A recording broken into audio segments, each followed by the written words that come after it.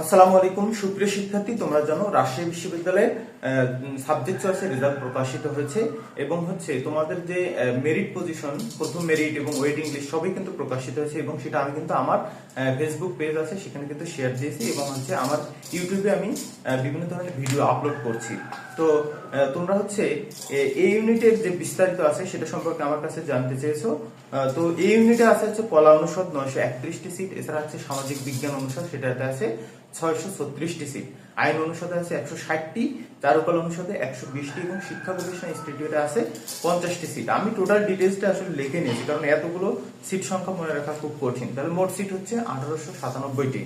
ইংরেজি বিভাগে আছে 90টি সিট। ইংরেজি বিভাগে তোমাদের যে শর্তগুলো আছে সেটা নিয়েও আমি এই ভিডিওতে ব্যাখ্যা দেবো। তো তোমরা আমার ইউটিউবে, আমি মূলত ইউটিউবে ভিডিওগুলো আপলোড করছি। ইউটিউবে টোটাল ডিটেইলস দেওয়া থাকবে। তোমরা তোমাদের যে প্রশ্নের উত্তরগুলো আছে আমাকে ফেসবুকে করছো, তারা ইউটিউবে ভিডিওতে দেখে তোমাদের উত্তরগুলো আশা করি পেয়ে যাবে। আমি ইউটিউবে প্রথম ভিডিওগুলো আপলোড করি কারণ এখানে প্রথমে ভিডিও না দিলে অনেকে কপি করে অন্য জায়গায় পোস্ট করলে তাহলে আমার ইউটিউবে কপিরাইট আসে আর কি। তো ইংরেজি বিভাগে 90টি সিট আছে। এই 90টি সিটে দেখো 139 লাস্ট মেরিট। আমি যেটা দেখেছি আমার সবকিছু যে অ্যাকুরেট একদম হবে আমার ভুল হতে পারে, কারণ আমি জাস্ট একটা আন্দাজ নিয়েছি যে এতদূর পর্যন্ত, কারণ আমি লাস্ট মেরিট দেখছি 139 পর্যন্ত আছে। আর ইংরেজি বিভাগের যে পরীক্ষাটা আছে সেটা রেজাল্টটা কিন্তু গ্রুপ ওয়াইজ হয়নি, মানে গ্রুপ নাম্বার 1 গ্রুপ নাম্বার 2 তারা সবাই এই লিস্টে একই মেরিট লিস্টের মধ্যে আছে, মানে গ্রুপ 1 গ্রুপ 2 নয়। এখানে টোটাল মেরিটের উপর বেস করে তোমাদের রেজাল্ট প্রকাশ হয়েছে। তার মানে 90টি সিটের জন্য 139 লাস্ট মেরিট পর্যন্ত গেছে।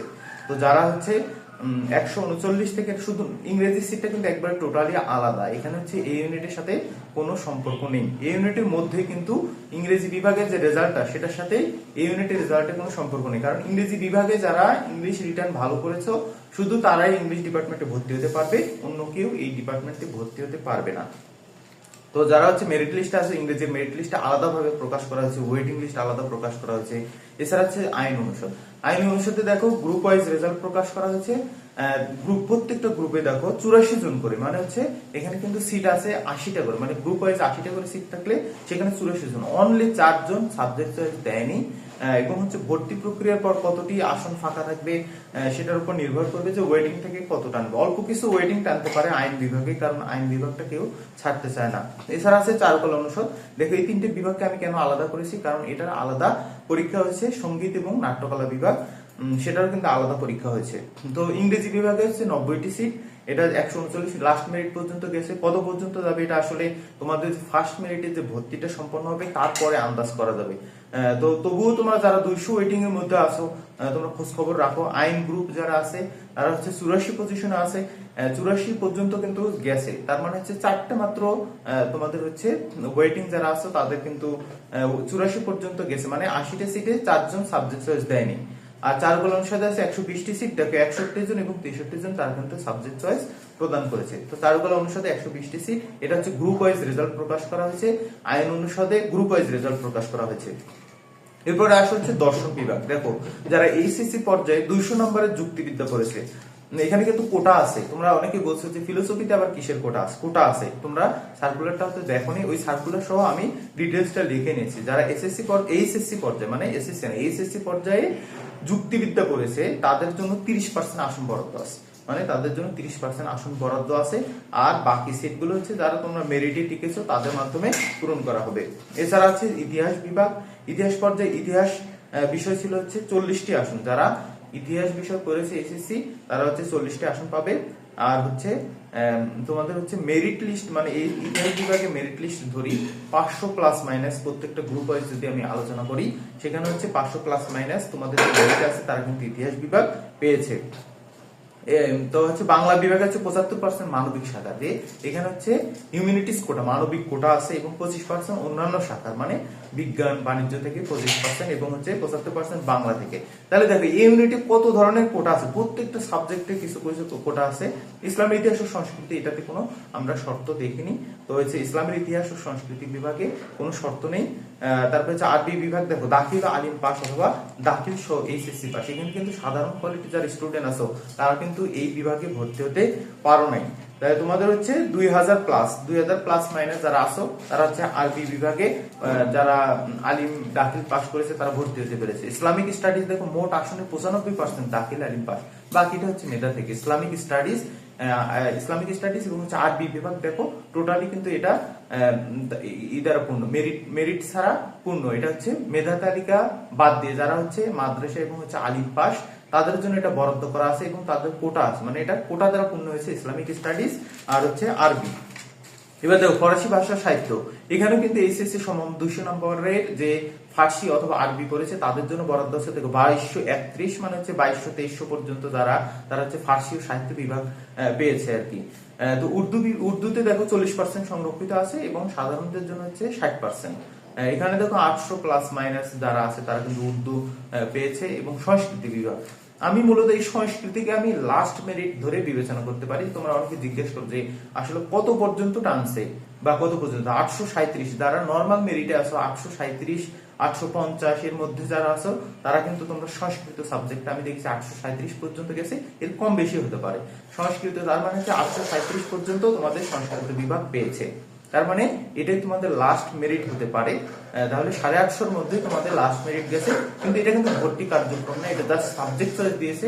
ভর্তি কার্যক্রমের পর আরো অনেকগুলো ওয়েটিং টানবে, ওয়েটিং লিস্ট দিবে, সেখানে কিন্তু আরো সাবজেক্ট তোমরা হচ্ছে যারা ওয়েটিং লিস্টে আছে তারা অনেকে সাবজেক্ট পাবে, কারণ অনেকে ঢাকা বিশ্ববিদ্যালয়ে ভর্তি হবে জাস্ট সাবজেক্ট চয়েস দিয়েছে, কারণ সাবজেক্ট চয়েস দিতে কোনো টাকা লাগেনি। অর্থনীতিতে হচ্ছে মানবিক দেখো 60 জন, বিজ্ঞানে 35 এবং বাণিজ্য হচ্ছে 5 জন। এটা হচ্ছে তোমাদের কোটা, মানে মানবিকে 60 জন নিবে, তারপর হচ্ছে বিজ্ঞানে 35 জন এবং 200 নম্বরের কম মানে হচ্ছে 302 প্লাস মাইনাস যারা আছে দেখো বিজ্ঞান কোটা থেকে, বিজ্ঞান কোটাতে ইকোনমিক্সটা পেয়েছে কতজন, 302 প্লাস মাইনাস। খেয়াল করে দেখো তো এখানে কোটা আছে। অনেকে জিজ্ঞেস করে যে আমি অর্থনীতি পাবো কিনা, তোমার তো কোটা আছে এখানে, হ্যাঁ। আর মানবিকে দেখো 200 কম যারা আছে তারা কিন্তু অর্থনীতি বিভাগ পেয়েছে। রাষ্ট্রবিজ্ঞানে দেখো 209 পর্যন্ত আর কি আমি দেখছি যে রাষ্ট্রবিজ্ঞান পেয়েছে যারা নর্মাল কোটা, এখানে কোনো শর্ত নেই, রাষ্ট্রবিজ্ঞান বিভাগে কোনো শর্ত নেই। সমাজকর্ম, সমাজবিজ্ঞান, গণযোগাযোগ ও সাংবাদিকতা এটাতে কোনো শর্ত নেই। ইনফরমেশন সায়েন্স, লোক প্রশাসন এগুলোতে ভর্তি হতে কোনো শর্ত নেই। দেখো এই সাবজেক্টগুলো আমি যেগুলো বললাম, সমাজকর্ম, সমাজবিজ্ঞান, গণযোগাযোগ, সাংবাদিকতা, ইনফরমেশন সায়েন্স, লোক প্রশাসন, এই কয়টি সাবজেক্ট 300 থেকে 500-500-র মধ্যে আর কি ফিল আপ হয়ে গেছে। তো আমি কিন্তু তোমাদের একটা মোটামুটি একটা আন্দাজ দিচ্ছি, এটা একুরেট হবে এমন না, হ্যাঁ। এটার মধ্যে তোমাদের কম বেশি আছে। নৃবিজ্ঞানে দেখো এখানে ইংরেজিতে 40% মার্ক পেতে হবে, তাহলে ইংরেজিতে নৃবিজ্ঞানে তোমরা যদি সিলেক্ট হতে চাও 40% মার্ক পেতে হবে এবং 50% বিজ্ঞান শাখার শিক্ষার্থীদের জন্য বরাদ্দ আছে। তাহলে যারা সায়েন্সের স্টুডেন্ট তাদের জন্য হচ্ছে নৃবিজ্ঞানটা অনেক পজিটিভ আছে আর কি। তোমরা যারা ওয়েটিং আছো নৃবিজ্ঞানে সায়েন্স থেকে তাদের কিন্তু 2 পর্যন্ত টানতে পারে, 40% মানবিক এবং হচ্ছে 10% হচ্ছে বাণিজ্য। দেখো ফোকলোর বিভাগে কোনো শর্ত নেই। শিক্ষা গবেষণা ইনস্টিটিউট দেখো 40% ইংরেজি নাম্বার, বিজ্ঞান হচ্ছে 20, তারপরে হচ্ছে মানবিক। তোমাকে ইংরেজিতে 40% নাম্বার যারা পাওনি তারা কিন্তু শিক্ষা গবেষণা ইনস্টিটিউটে ভর্তি হতে পারবে না। এখানে খেয়াল করো আমি বাণিজ্য বিভাগে দেখেছি 10টি সিট আছে, কিন্তু 901 পর্যন্ত তারা হচ্ছে শিক্ষা গবেষণা ইনস্টিটিউটে সাবজেক্ট পেয়েছে। তার মানে হচ্ছে সিরিয়ালটা দেখো 901 বাণিজ্য বিভাগ, বিজ্ঞান ইউনিটে হচ্ছে 20, মানবিকে আছে 20টা সিট। তাহলে এই সিটগুলো তোমাদের জন্য হচ্ছে বরাদ্দ আছে। তো তোমরা অনেকে হচ্ছে জিজ্ঞেস করো যে হচ্ছে রাজশাহী বিশ্ববিদ্যালয়ে যে এই ইউনিট আছে, এই ইউনিটে তাহলে তোমরা কত ওয়েটিং পর্যন্ত টানতে পারে, এটা কিন্তু সবার একটা প্রশ্ন। এটা কি আগে কখনো বলা যায়? এটা তো ভর্তি কার্যক্রমের উপর নির্ভর করবে। তো আমি যেটা দেই সেটা হচ্ছে একটা আন্দাজের উপর যে তোমাদের এতদূর পর্যন্ত টানতে পারে। এর আগে আমি ভিডিও করেছি যে 1500 প্লাস মাইনাস যারা আছো তারা মোটামুটি একটা সাবজেক্ট পেতে পারো, যে শেষ সাবজেক্ট ধরো সংস্কৃত পাইলে বা হচ্ছে তোমাদের হচ্ছে যে উর্দু আছে সেটা পাইতে পারো, বা হচ্ছে তোমাদের হচ্ছে ফোকলোর আছে, ফোকলোর সাবজেক্টটা পেতে পারো। তো ফোকলোরে তো কোনো শর্ত নেই, এই সাবজেক্টগুলো তোমরা পেতে পারো। সেটা হচ্ছে 1500-র মধ্যে যারা আছো সেটা কখন টানবে, যে 29 থেকে তোমাদের ভর্তি কার্যক্রম হচ্ছে 29 থেকে 31 তারিখ পর্যন্ত। 31 তারিখ পরে একটা কিন্তু তোমাদের লিস্ট প্রকাশ করা হবে, ওয়েটিং লিস্ট থেকে আবার মেরিট টানবে আর কি ঈদের পরে এটা, হ্যাঁ। কুরবানি ঈদের আগে দেখবে যে তোমাদের 3-4টা মেরিট পর্যন্ত রাজশাহী বিশ্ববিদ্যালয় দিতে পারে, কারণ তাদের ভর্তি কার্যক্রম শেষ করে আবার ক্লাস শুরু করতে হবে। তো এই হচ্ছে তোমাদের এই ইউনিটের মোটামুটি বিস্তারিত। তো কত পর্যন্ত টানবে আমি আরো ডিটেলস আলোচনা করবো এই ইউনিট নিয়ে। তোমরা আমার হচ্ছে ইউটিউব এবং হচ্ছে ফেসবুকে অ্যাক্টিভ থাকো, আমি আশা করি সবগুলোর ব্যাখ্যা দেওয়ার চেষ্টা করব। ধন্যবাদ সবাইকে।